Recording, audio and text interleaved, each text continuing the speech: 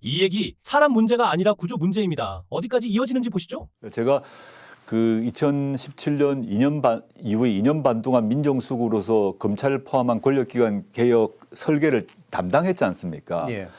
이게 그 시점에 나왔던 얘기예요. 예, 그렇다면서요. 그 시점에 그런 얘기를 하는 사람들이 있었어요. 예. 그거를 제가 민정수석으로 다 끊고 예. 1차 검찰 개혁을 했는데 지금은 문재인 정부의 수사기소 분리는 말할 것도 없고 문재인 정부가 이룩했던 문재인 정부의 검찰 개혁도 거꾸로 가는 거예요. 예. 예.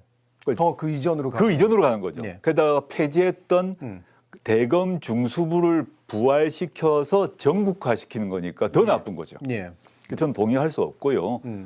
이런 논의를 대통령이 돌아오시면 민주당에서 이제 전국 단위로 토론회를 한다 그러는데 예. 뭐 토론회 전 좋다고 생각합니다. 그렇지만 민주당에서 제가 말씀드렸던 그 몇 가지 원칙, 수사기소 분리하고 그리고 검찰은 보안수사 요구권 행사하고 또 수사기관이 비리 저지르면 다른 기관이 수사해서 처벌하고 이 원칙을 유지해야 전 주권자의 요구에 부응할 거라고 봅니다. 예. 그럼 이제 지방선거가 다가옵니다. 이제 아마 설 지나면 지방선거 쪽으로 이제 급격하게 또 정치 지형이 이동할 거라서 그래서 또 이제 그 전에 이 검찰개혁 문제를 제대로 마무리 지어야 된다는 얘기들을 합니다만 이후에 지형에서 이제 당대표 되시면서 얘기하셨던 게 국민의힘 제로라고 하는 선거 목표, 전략 목표를 이제 얘기하셨고요. 이게 조국 혁신당이 잘 되는 길이기도 하지만 아까 얘기하셨던 이제 다수연합을 네, 예. 만드는 굉장히 중요한 방법론으로 생각하고 맞습니다. 계시는 것 네, 같습니다. 맞습니다. 이거에 대한 말씀 부탁드립니다. 제가 이제 새로운 다수연합이란 말을 계속 좀 반복해서 쓰고 있는데 그 기본 관점에서 지난 총선도 치렀습니다. 총선은 지민 비조를 통해서 예. 연합이 이루어진 거고 대선 같은 경우는 저희가 후보를 안 냈지 않습니까? 그래서 연합을 했고 지선이 있는데 지선에서 목표는 이제 극우 제로라고 얘기를 해 왔습니다. 지금 이제 그 윤석열 일당 등 내란 세력들은 법률적 심판을 받고 있지 않습니까? 곧 이제 1심 유죄 판결 날 게 분명하고요.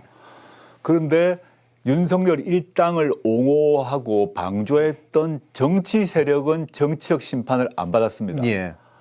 지금 여전히 의석 유지하고 있고 뭐 장동혁이든 한동훈이 누구든 간에 정치적 심판을 받지 않았어요.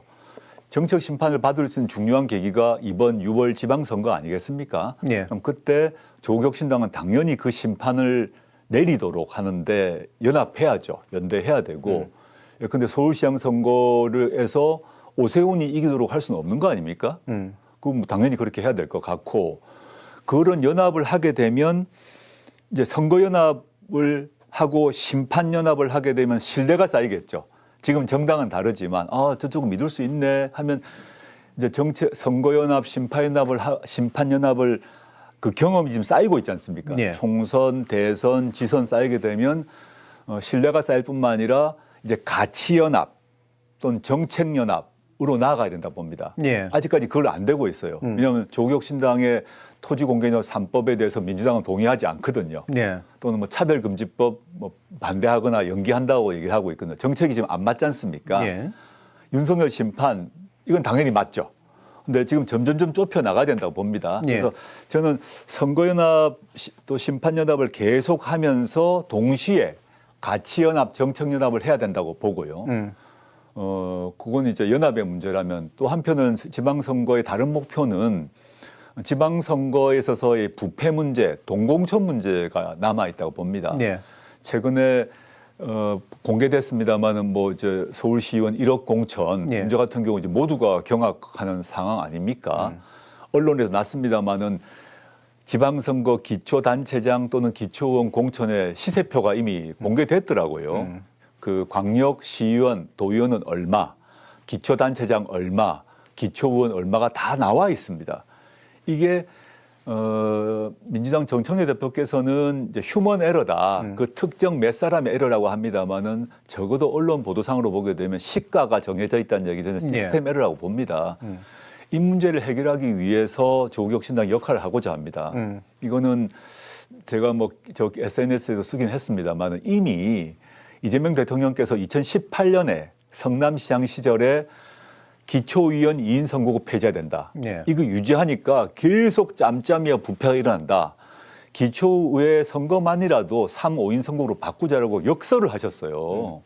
그러면서 그때 이재명 시장이 뭐라고 그랬나 하면 현재 제도로 하게 되면 공자님도 떨어지고 살인마도 붙는다라고 하시면서 역설을 했는데 민주당이 그에 대한 침묵을 하고 있거든요. 네. 휴먼 에러라고 얘기하면서 그럼 개인 몇 명 제명하고 처벌하면 되는 거 아니야라고 하고 있는데 그 점에 있어서는 시스템을 안 바꾸려고 하는 기득권인 거죠. 예. 저는 그건 고쳐야 된다고 보고 예컨대 저희가 이제 뭐 언론에서는 조국 신당이 호남에 가서 뭐 땅 따먹기 한다 이런 식으로 프레임을 잡던데 저희는 경북에도 지금 하고 있거든요.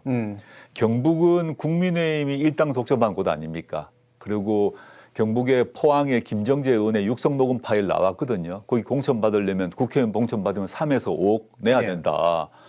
그러니까 액수가 다를 수 있지만 그런 판이 대구 경북에도 진행되고 있는 것이죠. 예. 이런 점에 조국혁신이 들어와서 경쟁을 하는 것이 그 지역 정치를 투명화하는 데 당연히 도움이 되고 또 그 지역 유권자들의 선택지를 넓혀주는 것이고 호남으로 가게 되면 지난번 그 전남 담양 재보궐선거에서 조국혁신당 후보 그 정철원 군수가 당선됐지 않습니까? 네. 당시에 저희 당세가 지금보다 훨씬 적었습니다. 그런데 담양 군민들이 그 압도적 조직력을 갖고 있는 민주당 후보가 아니라 아주 신생정당인 조국혁신당의 후보를 선택을 했어요. 예. 그 뒤로 뭐 전남 군민들이 다 전남 도민들이 주시를 했겠죠. 저기 어떡하나. 뭐 이미 통계로 나와 있습니다만은 이재명 정부 들어서고 대통령 직속 농어촌 특별위원회가 각 그 시골 단위 농어촌 평가를 합니다. 예. 평가를 하는데 전남 담양이 삶의 지수 1위를 했습니다. 그러면 그 정철원 군수가 또는 제가 담양군이 윤석열 좋아하는 정책을 펼 리는 없지 않습니까? 그런데 실제 그 삶의 지수 경쟁에는 저희가 1위를 했거든요. 네. 그러면 담양 군민 입장에서 조국혁신당을 택하지 않을 이유가 없죠. 근데 그런 걸 다 빼버리고 조국혁신당이 뭐 땅 따먹기 한다 이런 얘기는 그 일당 독점을 유지하겠다는 얘기다. 그건 아니라고 저는 생각하고 있습니다. 그 점을 저는 전남이건 전북이건 또는 경남이건 경북이건 저희 후보를 내면서 특히 양측이 이제 일당 독점 지역이죠. 뭐 서울 같은 경우나 충청도 같은 경우 비등비등하다면 일당이 오랫동안 특정 지역에서 독점한 경우에는 저희가 들어가는 것 그 자체가 전 진보라고 봅니다. 예. 결국 제도가 아니라 구조의 문제로 보이신다면 좋아요로 알려주세요.